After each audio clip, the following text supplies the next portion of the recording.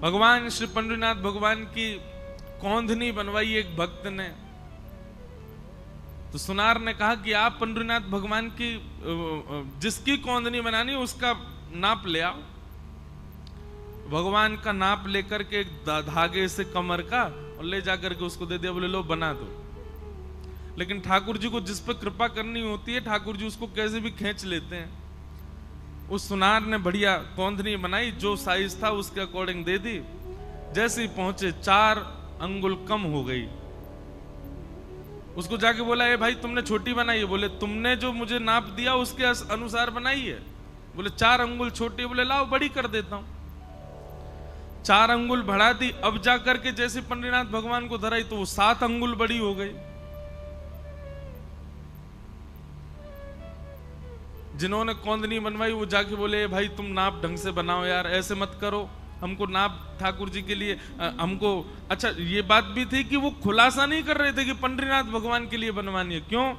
क्योंकि वो सुनार बड़ा अलग मिजाज का था। उसके सामने कोई विट्ठल विट्ठल भी बोलता तो वो चिल्लाता था, वो मेरे इष्ट महादेव है, उनके अलावा किसी का नाम नहीं सुनूंगा मैं।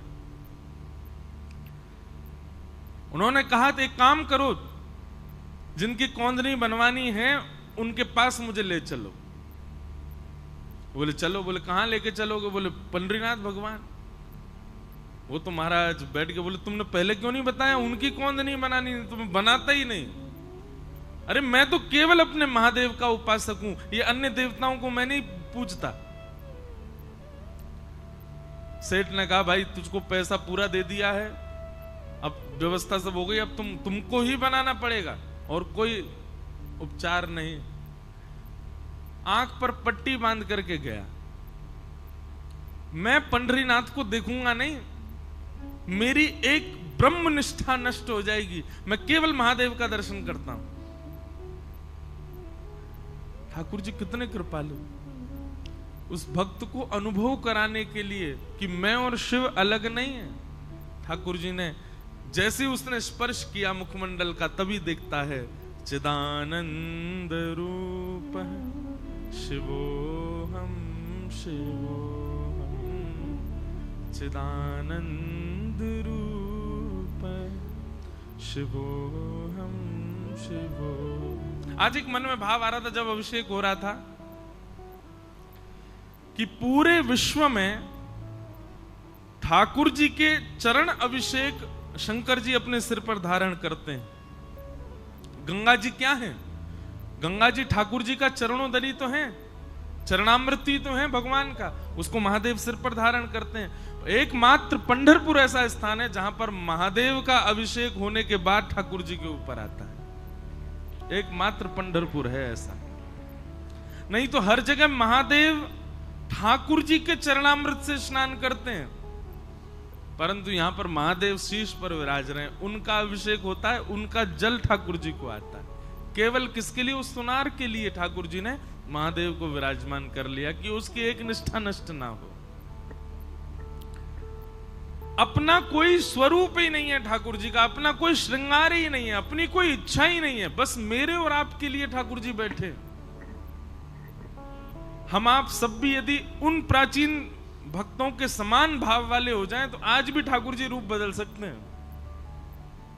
हमारे भावानुसार ठाकुर जी आज भी श्रृंगार कर सकते हैं।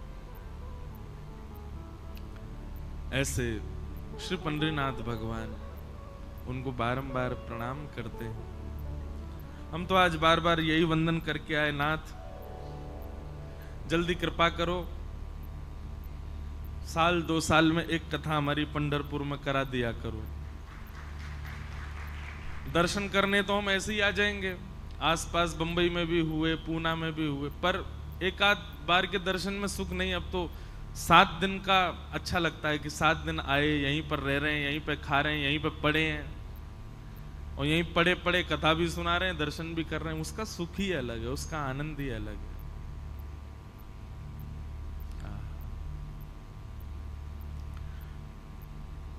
कभी कृपा करेंगे श्री पंडरीनाथ भगवान तो जो आषाढ़ी एकादशी पर वारी आती हैं, बड़ी बड़ी वारियां आती हैं, जब तक प्राण है जीवन में, उससे पहले पहले कभी एक बार वारी में भी जाएंगे।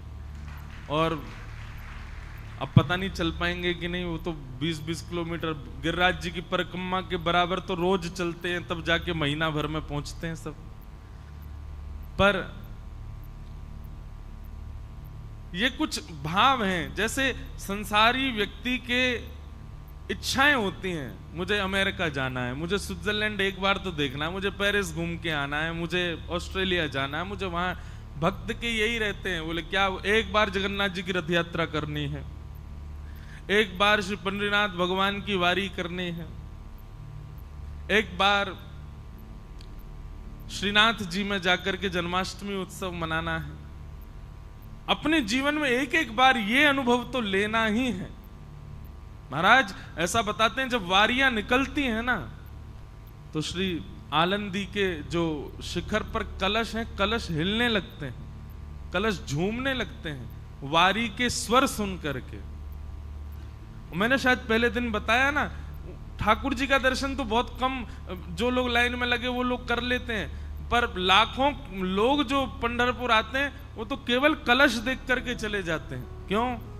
बोले आषाढ़ी के समय पर पंडरीनाथ भगवान ऊपर बैठे होते हैं, कलश पर ही बैठे होते हैं, वहीं बैठ करके सबको दर्शन दे रहे होते हैं। तो ऐसे साक्षात पर ब्रह्म स्वरूप हमारे भारत में तीर्थों की स्थापना आदि शंकराचार्य भगवान ने की, परंतु पंढरपुर की तो पूर्व से ही स्थापित है पंडरीनाथ। ये जो जिन स्वरूप का हम दर्शन कर रहे हैं, ये पुंडलीक को दर्शन देने वाले आए ठाकुर जी जब ईंट पर खड़े हो गए, वही स्वरूप ठाकुर जी का मूर्तिमंत होकर के विराजमान हो गया। आद्य गुरु शंकराचार्य भगवान को जब पता चला तो वो तो देखने आए कि कैसा स्थान है, कैसा तीर्थ है।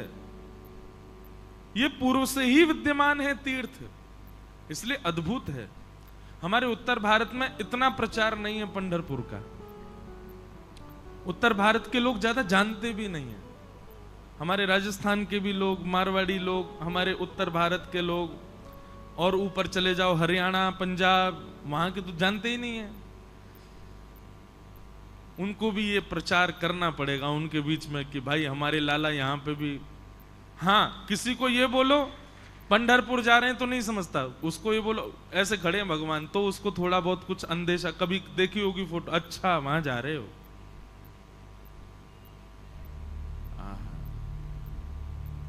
ऐसे श्री पंडरीनाथ भगवान के चरणों में अपनी 7 दिन की वाणी की सेवा मुझे करने का अवसर मिला, मुझे बहुत सुख मिला। हम बहुत धन्यवाद करते हैं हमारे परतानी परिवार का, हमारे सब परिवार के लोग, महेश जी, दिनेश जी, और मुझे सबके नाम तो नहीं पता, क्षमा। और आप यही भाव रखना कि इनको पता चले भी नहीं, नाम पता चले कोई जरूरी थोड़े, हमारा भाव पता चले ये जरूरी होना चाहिए। इन सबका अथक प्रयास, सहयोग रहा। हमारे एक बार कहने पर पंढरपुर के लिए राजी हो गए, नहीं वहीं कराएंगे, जबकि आप लोग भी ऑल द वे दूसरी दिशा से आए हो, तांदूर कहाँ, तेलंगाना, वहां से आप लोग सब यहां आकर के पूरी व्यवस्था करना, केवल इसलिए कि नहीं महाराज जी को सुख मिलेगा तो वहीं कराएंगे कथा।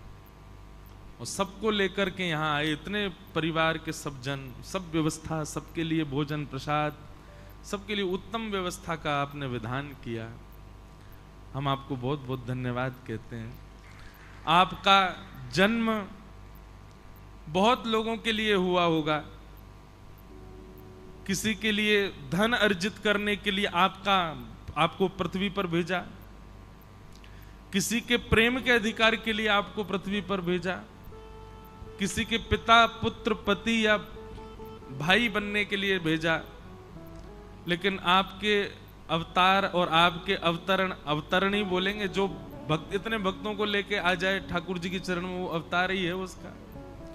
पर आपका मुख्य मूल उद्देश्य ठाकुर जी ने आपको पृथ्वी पर इसीलिए भेजा कि इतने वैष्णवों को और हम ब्रजवासियों को लेके आप पंढरपुर आ सको और 7 दिन रह सको। बाकी के सारे आपके जन्म लेने के कारण छोटे हो गए, ये सबसे बड़ा है, यही सबसे बड़ा है।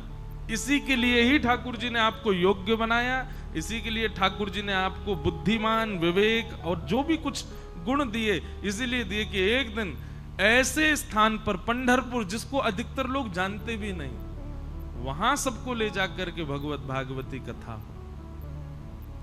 इसी के लिए ही ठाकुर जी ने आपको इस पृथ्वी पर जन्म दिया है।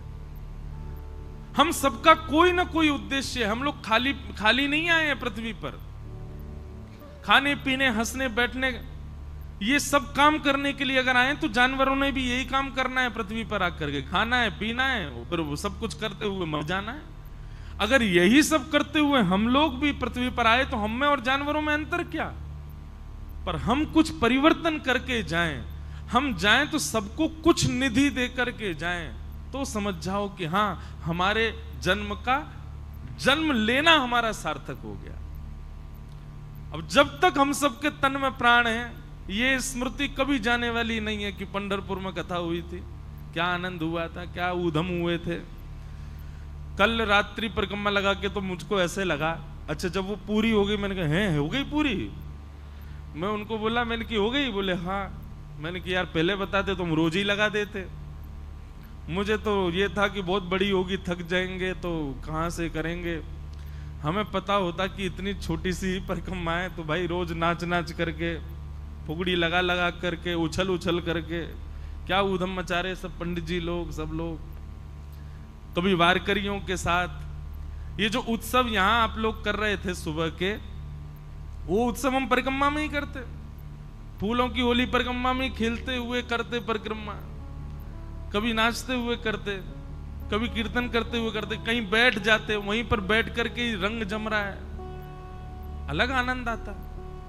पर कोई बात नहीं, ठाकुर जी ने कल हमको परिक्रमा करा करके अगली कथा के लिए कह दिया है। चलो अगली कथा जब भी हो, जो भी पंढरपुर लेके आए हमको, जो लोग लाइव सुन रहे हैं वो भी जो भी हमको लेके आ भाई, पहले दिन से ही रोज परिक्रमा लगेगी, पता ही नहीं चलता कब पूरी हो जाती है।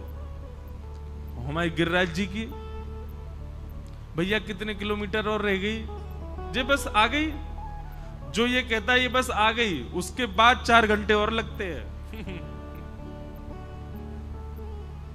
और जैसे ही महाराज पूरी होने वाली होती है, हे गिरिराज बाबा जय हो, बस बस नेक जल कैसू करवाओ। महाराज छाले पड़ गए पांव में, चला नहीं जा रहा है। जिसको नृत्य करना नहीं आता वो भी नृत्य करता सा दिखाई देता गिरिराज जी की परिक्रमा में अद्भुत आनंद हमारे ब्रजमंडल का। वृंदावन की भी नहीं है इतनी छोटी, तो वृंदावन की भी 11 किलोमीटर की परिक्रमा है। महाराज हमसे पूछो, हम तो दंडवती और लगाए गिरिराज जी की, 6 महीना में पूरी भाई लगे तो 15 दिन, पर 10 दिन एक बार, फिर उसके 6 महीना बाद 5 दिन और लगाई, तब जाके पूरी भाई। यहां की तो दंडवती लग जाएगी मुझको लगता है 2-4 घंटा में, तो आधा घंटा में तो परिक्रमा ही लग गई थी। अच्छा, इसमें भी ये भाव आया, किसी पंडितनाथ भगवान बोले कि भाई वारी करके वैसे ही इतनी दूर दूर से आते हैं, परिक्रमा और बड़ी कर दो तो थक जाएंगे, छोटी सी रखो।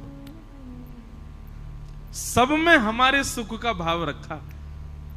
और भैया एक बात है, पूरे विश्व भर के ठाकुर,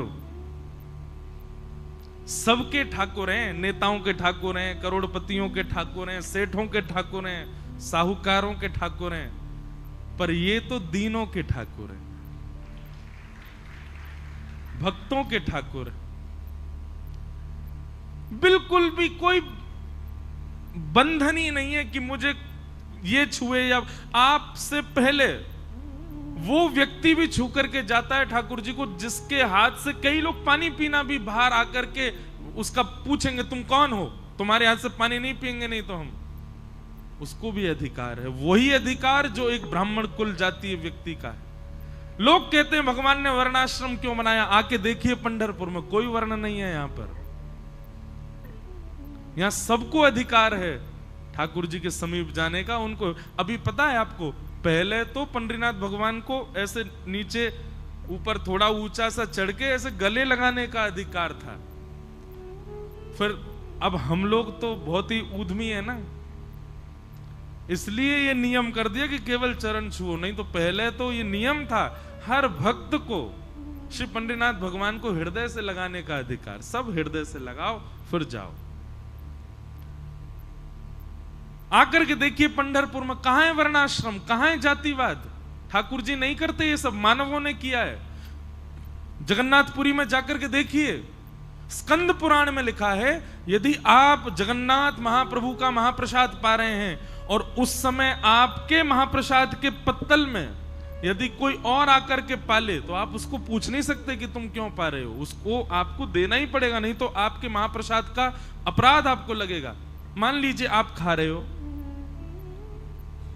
और आपकी थाली, आपकी पत्तल में से केले के पत्ते में पाते हैं, अगर मैं आकर के सामने बैठ के खाने लग जाऊं, अपरिचित व्यक्ति, तो आप मुझे संशयात्मक दृष्टि से भी नहीं देख सकते, मुझे पूछ भी नहीं सकते क्यों खा रहे हो भाई, हमारा है हमको खाने दो। नहीं, अगर आपने ऐसा किया तो महाप्रसाद का सारा पुण्य खत्म हो जाएगा, ऊपर से पाप और लगेगा। ये नियम है, स्कंद पुराण में लिखा है।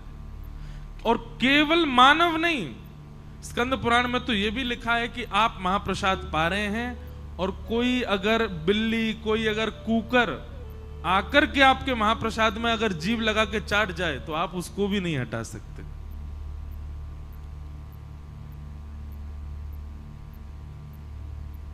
लोग कहते हैं कि भगवान ने ऐसे ऐसे वो छुआछूत कर रखी है, ये कर दिया वो, ये सब ठाकुर जी ने नहीं किया, ये हमने किया।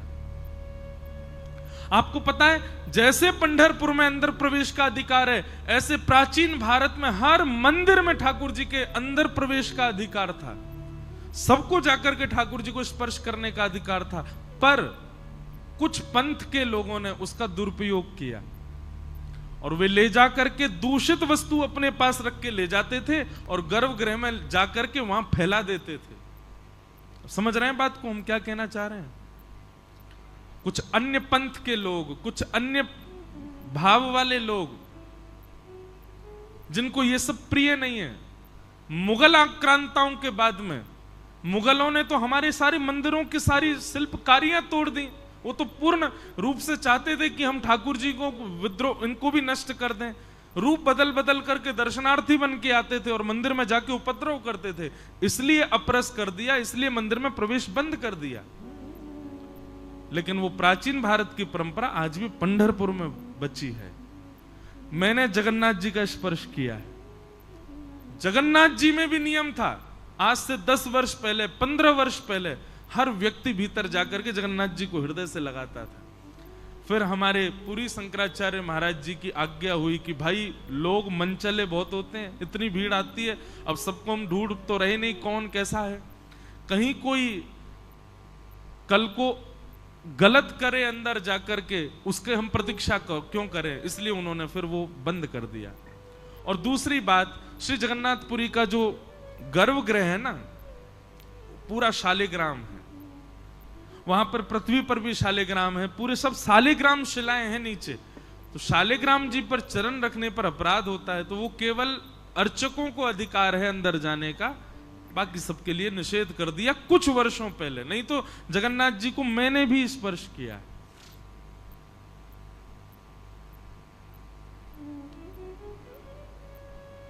ठाकुर जी तो कभी नहीं चाहते कि आपसे दूर रहें, वो तो सदा आपके होना चाहते।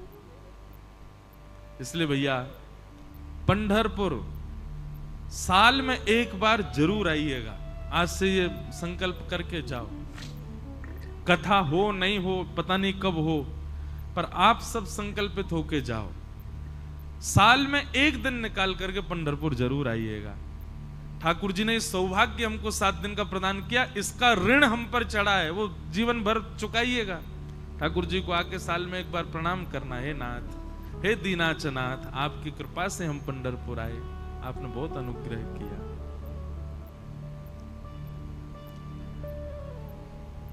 तो इस प्रकार भाव हैं। कुछ प्रश्न आए, वैसे तो रोज ही आते थे, मैं भूल जाता था बताना, आज अंतिम दिन है। किसी का भाव है निधिवन के बारे में बताइए। श्री निधिवन, वृंदावन पूरा ही वन है, पर वृंदावन में सप्त निधि हैं जिनको हम रोज गाते हैं। गोविंद देव, मदन मोहन, गोपीनाथ, राधा रमण, राधा वल्लभ, युगल किशोर और कौन है सातवें? जोर से बोलो, बांके बिहारी। ये 7 निधि हैं। सप्तम निधि जो हैं यानी कि श्री बांके बिहारी लाल, ये कहां प्रकट हुए? ये निधि वन में प्रकट हुए। तो जिस वन ने वृंदावन को ऐसी सुंदर निधि प्रदान की ठाकुर जी की, इसीलिए उस वन का नाम निधि वन पड़ा। तो निधि वन, जहां से श्री बिहारी जी प्रकट हुए।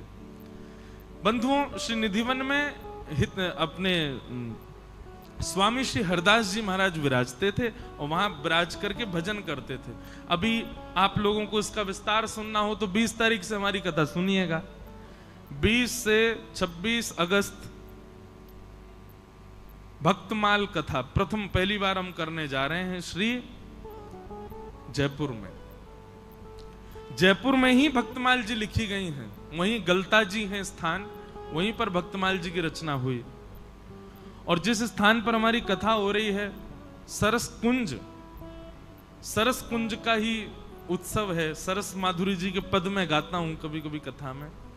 बड़ी पुरानी आचार्य परंपरा का स्थान है जिसके निमित्त ये कथा हो रही है। तो वहां पर हम 3 रसिक जनों की चर्चा करेंगे, स्वामी श्री हरिदास, हितरिवंश महाप्रभु और श्री हरिराम व्यास। तो उसमें और विस्तार से मैं बताऊंगा, पर मैं थोड़ा सूक्ष्म में बताऊं। निधि वन में स्वामी श्री हरिदास जी विराजते थे और वहां वे श्यामा शाम की नित्य लीला विहार का चिंतन किया करते थे, मानसी में दर्शन किया करते थे।